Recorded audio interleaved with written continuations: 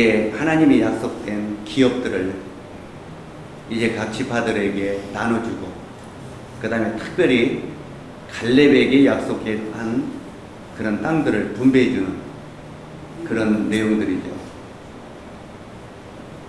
그런데 실제로 이제 그런 것이지만 조금 전에 갈렙은 80살이 되었는데도 이 땅을 뺏는 전진, 이것을 끊임없이 지속했다 하는 것을 봅니다.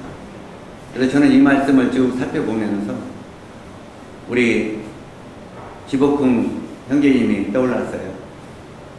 나이 80이 넘으셔가지고도 전도 전쟁에 뛰어드시는 분을 보면서 우리 지영님과 갈렙은 같구나, 이런 생각을 했습니다. 박수 한번 주세요.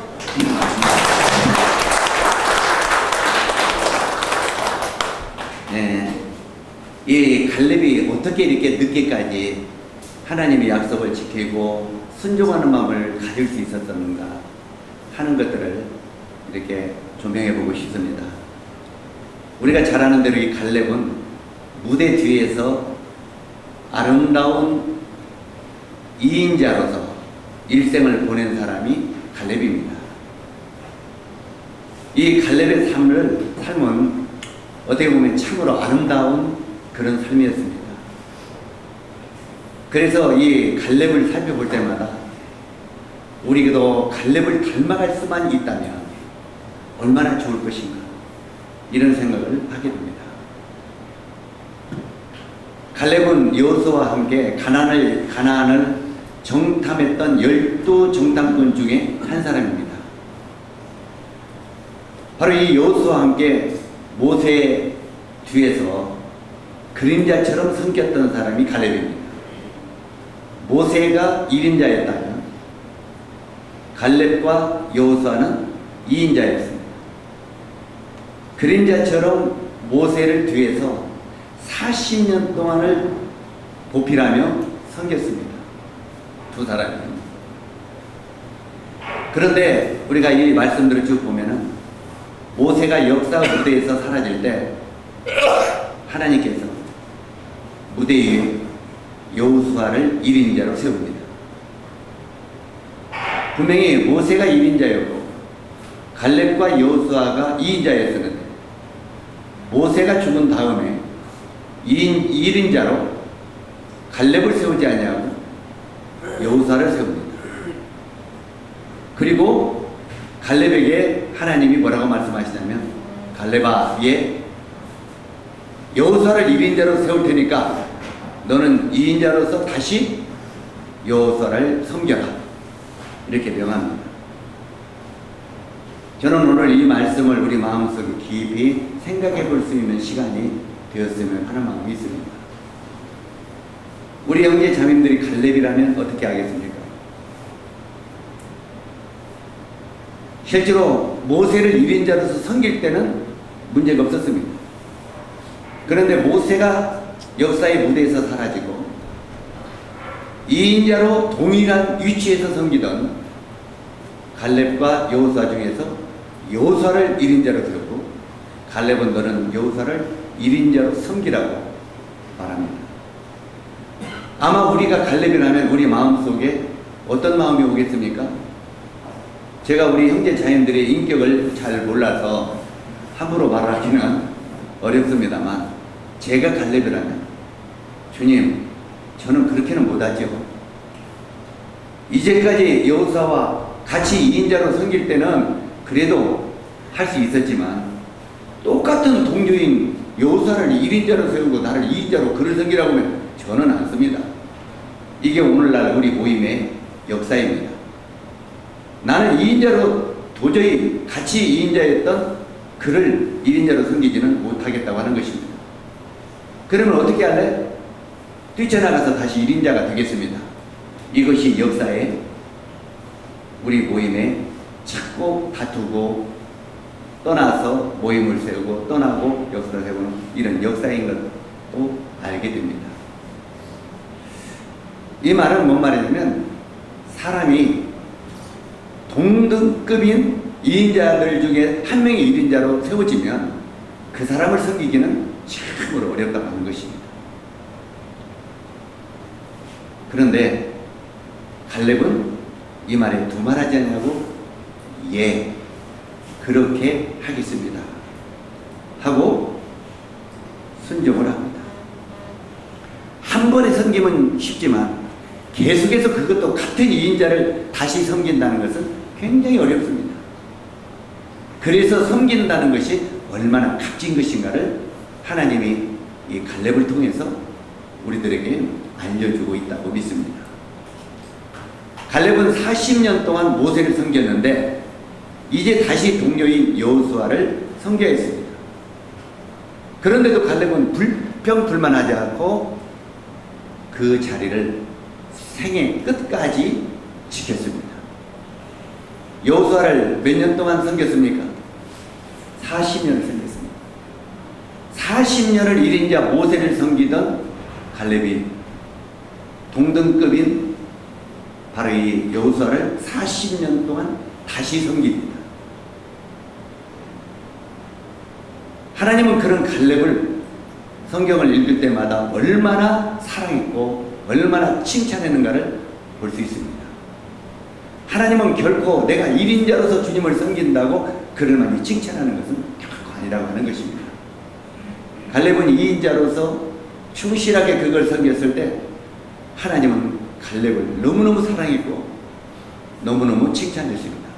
왜 그러냐면 갈렙이 인격적으로 되었고 겸손한 사람이었기 때문에 그랬다는 것입니다. 그렇다면 무엇이 이 갈렙을 이렇게 무대 뒤에 놀라운 동역자로 2인자로 이렇게 섬기게 했느냐는 것입니다. 그것은 이 말씀들을 쭉 읽어보면 갈렙은 하나님이 기뻐하는 마음을 가지고 있었다 이렇게 말합니다.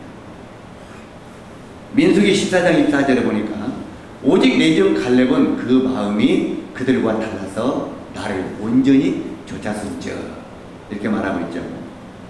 하나님은 이 갈렙을 내 종이라고 말씀하시고 다른 10명의 정탐꾼과 달랐다고 말을 하고 있습니다.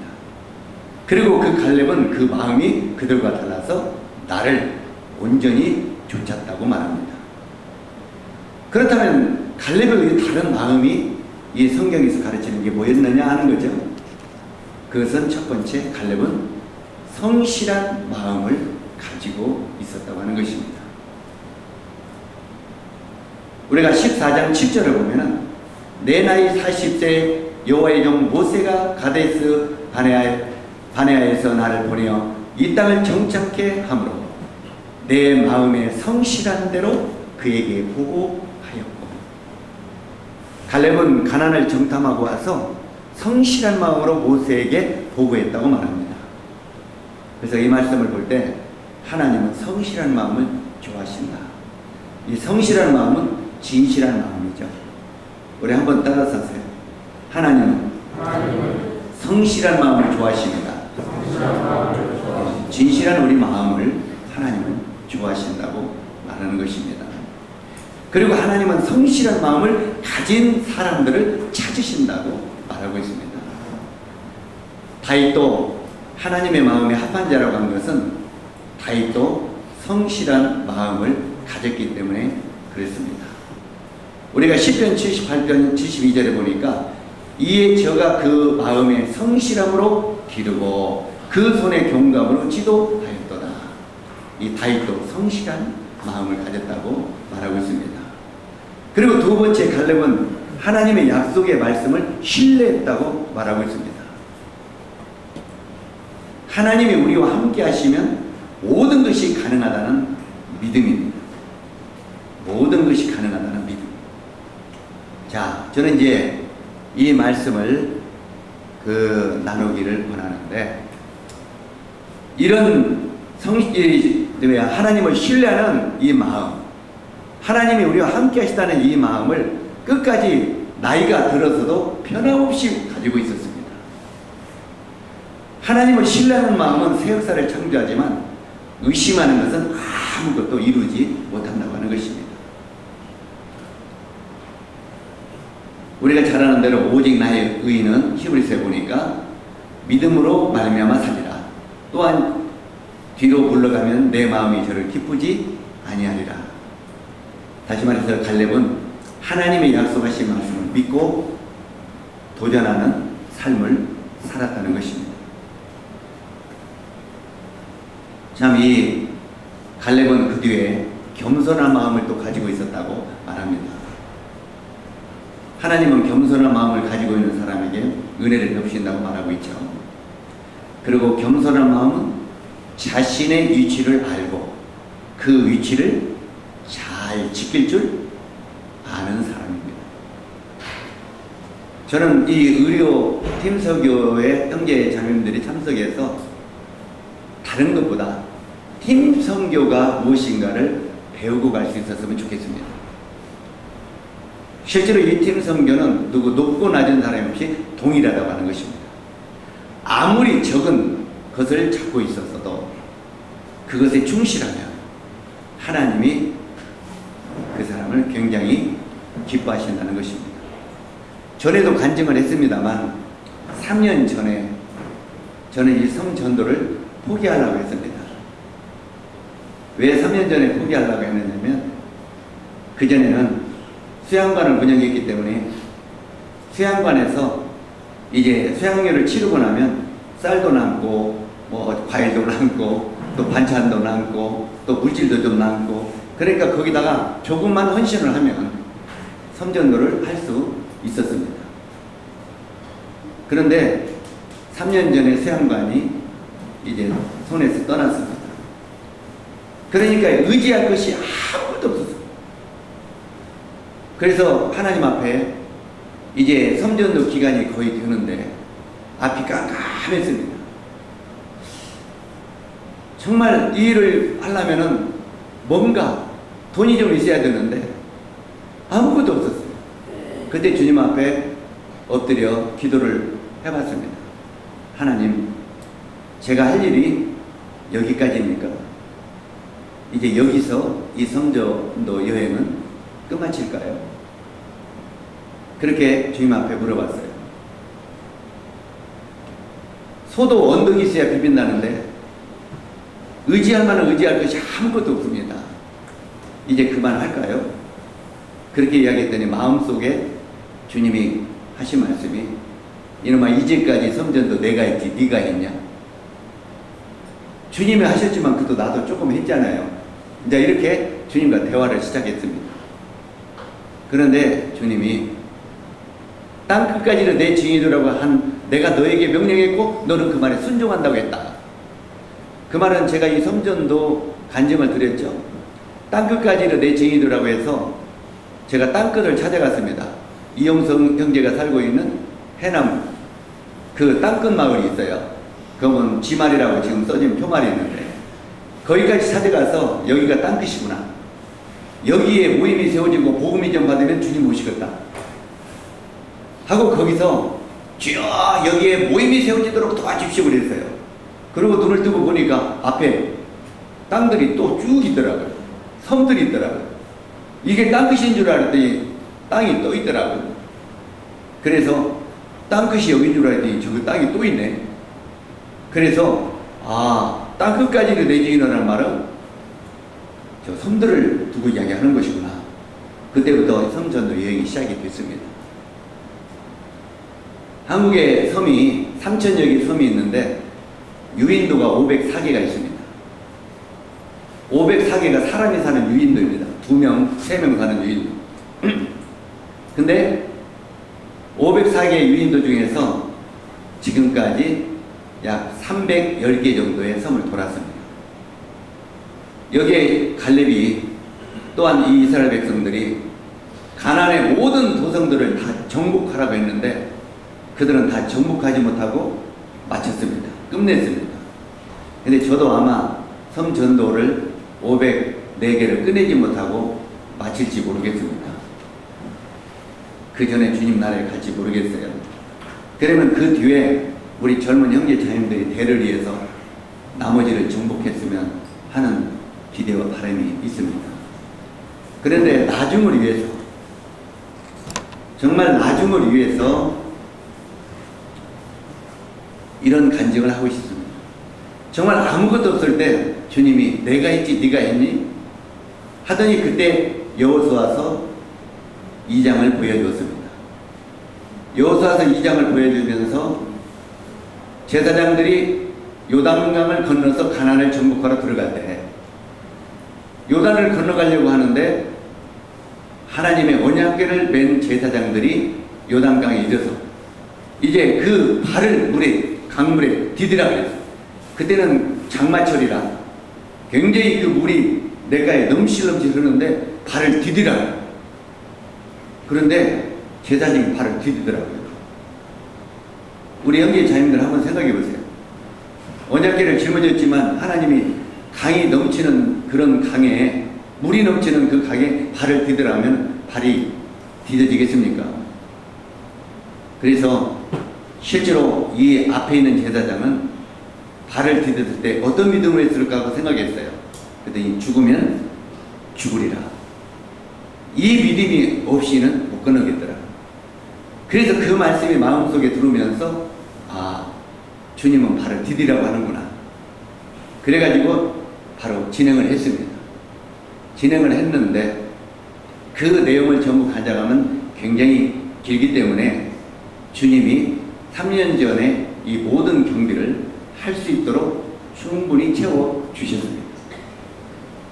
그래서 작년에는 의심할 것 없이 두말을 하지 않고 그냥 주님 하라는 대로 그냥 했습니다. 그랬더니 그것도 완전히 주님이 채워주셨어요. 금년에 우리 철회 형제님이 저한테 그런 제안을 했습니다. 형님 항상 걱정하지 말고 우리 오늘 CMS 받읍시다. 여기 있는 분들이 전부 CMS를 하면은 우리 그거 걱정하지 않고 할 수 있지 않겠습니까? CMS를 받아갖고 우리 자금을 만들어갖고 합시다. 이렇게 강권을 했어요. 근데 제가 그거는 하지 않겠다고 했습니다. 왜냐하면 이제까지도 주님이 기적적으로 이끌어 가시는 주님이 앞으로도 이끌어 가실 거라는 확신이 있기 때문에 이건 믿음으로 하고 싶은 것입니다. 우리가 자금을 다 만들어가지고 하는 것은 누구든지 할 수 있습니다. 어떤 분야든지 자금을 만들어가지고 하는 것은 은사가 없고 특별한 기도가 없어도 할 수 있습니다. 그러나 무에서 유를 창조하는 것은 믿음이 있어야 합니다. 그리고 하나님을 절대적으로 신뢰할 수 있어야 된다고 생각합니다. 그래서 이 성전도여만은 주님이 그만하라고 할 때까지 그냥 믿음으로 행하고 싶습니다. 금년에도 주님이 여러 모양으로 도와주셔서 실제로 약 1,100만 원의 헌금이 들어왔습니다. 이게 기본적으로 700 정도, 800 정도가 들어야 되는데 그래야 진행을 하는데 충분히 하고 남도록 해주셨습니다. 지금까지 900 정도 약간 넘게 소요가 될 것 같습니다. 앞으로 끝날 때까지. 주님이 자기 일을 자기가 하시는 거지 우리가 하는 것이 아니라고 하는 것을 깨닫게 하시는 내용입니다. 우리가 항상 돈이 있어야 뭐 하지 아닙니다. 주님이 우리의 앞서 행하심을 신뢰하고 그분을 순종하면 그분이 이루신다는 것입니다. 어때요? 우리 주님 멋진 주님 아니십니까? 그분은 자기 일을 위해서 자기가 하시는 분입니다. 단 우리들이 믿음으로 행하느냐 믿음으로 행치 않느냐 여기에만 결과가 따른다는 것입니다. 때때로는 우리들이 여기에 이런 말씀을 보면서 갈렙은 믿음으로 80세에 자기 정복지를 위하여 도전했다고 말하고 있고 하나님은 그 정복지를 주셨다고 말합니다. 하나님이 금년 섬전도를 땅끝까지 하라고 주님께서 금년에는 삽시도를 정복하라고 해주셨고 이제 오늘 아침에 늦게까지 그 우리 숙소에 집사님하고 교제를 했는데 그분이 자기도 이제 참된 믿음이 뭔지 확신하게 되었다고. 이제까지 이런 설교 우리 목사님들에게 못 들었다. 그래서 회의를 느끼고 안 나갔었다고. 돈만 내라고 하니까. 근데 믿음이 뭔지 알았다고 고백을 하더라고요. 그래서 그 남편하고도 충분히 이야기했어요. 근데 남편도 오늘 다 속이는 소리를 하더라고요. 그러더니 다음 집회에 와서 만나기로 했습니다. 그 전에 마음이 내기면 나가고 있었고요. 그렇지 않으면 그때 목사님 오면 그때 와서 듣고 그때부터 신앙생활 하겠습니다. 약속하겠습니다. 그러더라고요. 잘했다고 그랬어요. 그리고 지금 내려왔습니다. 하나님이 이 정복하라고 하는 것은 복음으로 우리에게 정복하라고 하는 거 아니겠습니까? 그래서 우리들이 이 섬들을 하나하나 정복해 가는 거죠. 정복해 가는데 앞으로 200여 개 섬이 남았습니다. 200여 개 섬도 우리가 계속 믿음으로 정복해 갈 수 있으면 좋겠습니다. 오늘 저는 이 갈렙의 이 믿음을 보면서 참으로 2인자로서 평생을 섬길 수 있는 이런 갈렙의 인격과 갈렙의 믿음을 우리가 배울 수 있었으면 좋겠습니다. 그래서 우리 형제 자매들은 자꾸 1인자만 되려고 하지 마십시오. 1인자보다는 2인자로 섬기는 것이 겸손하게 성실하게 섬기는 것이 하나님이 기뻐하는 마음이라고 말하고 있습니다. 많은 사람들은 1인자가 되고 싶은 마음이 굉장히 다 있습니다. 은연중에 있습니다. 그러나 하나님은 1인자보다 2인자를 칭찬하시고 그를 기뻐하신다고 이 갈렙을 통해서 가르치고 있습니다. 이 갈렙은 정말 겸손한 사람이었죠. 갈렙은 똑같다는 동일성도 시기나 질투도 전혀 없었습니다. 갈렙은 자신의 성공보다는 하나님의 목적을 이루는데 관심이 있었다는 것입니다. 오늘 이 갈렙을 통해서 마지막 배워야 될 것은 갈렙은 자신의 성공보다는 하나님의 목적을 이루는 일에 관심이 있었다는 것입니다. 우리들도 자신의 일보다는 하나님의 목적을 이루는 일에 관심을 가지면 그것을 하나님은 겸손한 마음을 가진 사람이다. 이렇게 평가하고 계시다는 것입니다. 우리가 베드로전서 5장 5절에 보면 젊은 자들아 이와 같이 장로들에게 순복하고 다 서로 겸손으로 허리를 동이라. 하나님이 교만한 자를 대적하시되 겸손한 자들에게 은혜를 주시느니라. 이렇게 하나님은 성실하고 겸손히 섬기는 참된 믿음을 가진 사람들을 성실한 믿음의 동역자들이다. 이렇게 하나님이 평가하고 계십니다. 그래서 이 갈렙을 통해서 우리가 어떤 부분에 어떤 악기를 잡고 있더라도 그분에서 성실하게 우리가 할 수 있었으면 좋겠습니다. 우리 김용길 형제님이 어떤 데 이런 마음을 가질 수 있을런가 몰라요. 내가 형제님 그런 마음을 안 가졌기 때문에 항상 오시는 걸로 감사를 하는데 아이고 내가 원조에서 여기까지 나발 2번 부르려고 오냐 기름 다 내버리고 그런 마음이 있을 수 있습니다. 아 형님 나발 내가 한번 부르려고 그게 그냥 하시죠. 할 수 있습니다. 그러나 나발을 부는 걸 말하면 이번에 목사님이 얼마나 마음이 좋아하셨습니까? 그러죠? 또 여기는 많은 사람들이 얼마나 그 한 번으로 말미암아 기뻐했습니까? 그러죠? 한 번 울리는 것이 아닙니다. 때때로 우리 형제 자녀들은 내가 의료선교에 와서 내가 조그마한 이거 하나로 여기까지 왔나? 특히 이번에 우리 오윤아 씨 어디 가셨습니까? 제가 우리 오윤아 씨 심령을 깊이 생각해 봤습니다. 굉장히 마음이 힘들었을 거라고 생각합니다. 내가 여기까지 와서 휴가 내가지고 이 휴가 멋지게 보낼 수 있을 텐데 내가 정말 여기 와서 이 환자 1명 2명 보러 여기까지 왔나? 다시는 안 오겠다. 이런 마음을 가질 수 있습니다.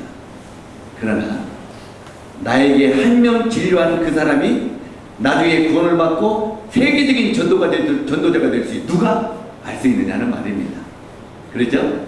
우리가 어떤 부분에 아무리 작은 일이 있더라도 그 부분은 굉장히 귀한 것임을 이해할 수 있었으면 좋겠습니다. 아멘? 예. 우리 오인하시를 해서 한 가지 더, 우리 홍영님도 마찬가지입니다. 내과도 야 사람 이렇게 적으면 뭐 그런데 형제님들이 와서 그 자리에 앉아준 것만 해도 이 동네에서는 영광입니다. 앉아주신 것만 해도. 왜요? 제가 여기 와서 어떻게 피하라는 줄 아십니까? 서울 아산병원의 유명한 과장님들이 오십니다. 사람들이 저를 찾아와서 뭐라고 줄 아십니까? 예? 아산병원 같아서 여기로 와요? 아산병원. 자, 그 말 한마디가 사람들의 마음을 압도해주는 겁니다. 그래 안 그래요? 진료 하나도 않고 그 자리에 3일 동안 앉아있어도 많은 사람에게 압도를 주시는 겁니다. 뭔 말인지 이해가시죠? 그래서 적을 이것 가지고 인간의 방법으로 자기 자신을 송사하지 마시고 내가 앉은 이 자리가 얼마나 귀한 자리인가를 주님 앞에서 아시었으면 합니다. 우리 오케스트라 연주를 꼭 내가 이야기하고 마치는데 이 팀 선교는 오케스트라 연주죠. 오케스트라 연주 중에서 2시간 동안 연주를 하는데 바이올린 맡은 사람이 열심히 막 땀 흘리면서 연주를 합니다. 그 다음에 뭐 첼로 맡은 사람, 피아노 맡은 사람 앞에 나와서 주의자감을 하면서 연주를 하죠. 자기를 뽐냅니다. 그런데 항상 그 오케스트라 중에서 쓸모없는 악기를 잡고 있는 사람이 하나 있습니다. 누굽니까? 심벌주입니다. 심벌주를 잡고 있는, 내가 이제 그것을 이야기할 때는 소뚜껑을 잡고 있는 사람. 소뚜껑을 잡는 사람은 2시간 동안 한 번도 뽐내지 않냐고 뒤에서 고개만 까뜩까뜩 보고 있습니다. 그러면 내가 할 일 없이 2시간 동안 요거 한 번 잡고 있냐? 다른 사람은 막 연주할 때 다 박수를 받습니다. 올게니 피아노가 할 때도 박수 받고 뭐 바이올린이 첼로가 할 때 다 박수를 받습니다. 그런데 심벌주는 박수를 안 받습니다. 심벌주가 박수를 받는 시간은 오직 단 한 번이 있습니다. 언제입니까? 오케스트라가 끝나는 시간입니다. 오케스트라가 딱 끝나는 시간 심벌주는 그 자리에서 일어납니다. 일어나서 어떻게 합니까? 짱! 짱! 짱! 짱짜라! 합니다. 그러면 전체는 기립합니다. 기립박수를 칩니다. 다른 사람은 앉아서 박수를 쳤지만 심벌주는 마지막 한 번 울렸는데 기립박수를 치고 끝납니다. 아멘? 심벌주는 쓸모없는 악기가 결코 아니라는 것. 마지막을 멋지게 장식하는 악기라는 것입니다. 우리 사랑하는 동역자 여러분들, 여기 갈렙처럼 우리는 마지막 무대를 적은 것을 찾고 있다 할지라도 아주 기묘하게 정말 마무리를 할 수 있는 그런 동역자이 되기를 바랍니다. 그리고 절대 낙심하고 좌절하지 말고 하나님이 영광을 받으신 일에 우리 삶을 드릴 수 있게 되기를 바랍니다. 자, 이상으로 마치도록 하겠습니다.